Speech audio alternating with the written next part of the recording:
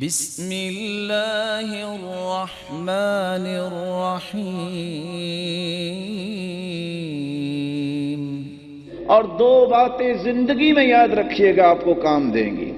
اصول اور قاعدہ یہ ہے، الاصل فی العبادہ المنع، کوئی عبادت جائز نہیں الا بالدلیل۔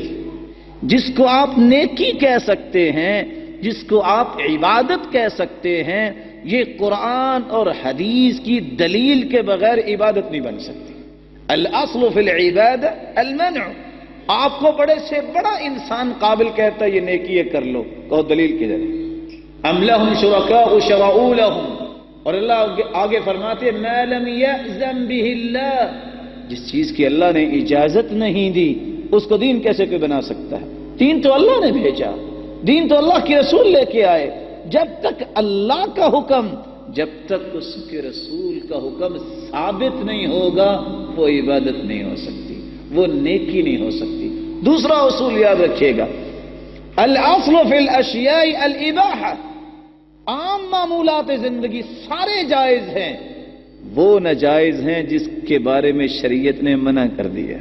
جس کے بارے میں منع نہیں کیا آپ اس پہ حرام کا فتویٰ نہیں لگا سکتے۔ جس طرح اللہ تعالیٰ نے اپنے پیغمبر کے ذریعے ایک اصول دے دیا، پرندے جانور کون سے حلال کون سے حرام ہیں، ایک لفظ بول دیا، کل ذی ناب من السباع وکل ذی بخلب من الطیور، ہر وہ پرندہ جو اپنے پنجے سے شکار کرتا ہے حرام، باقی سارے حلال۔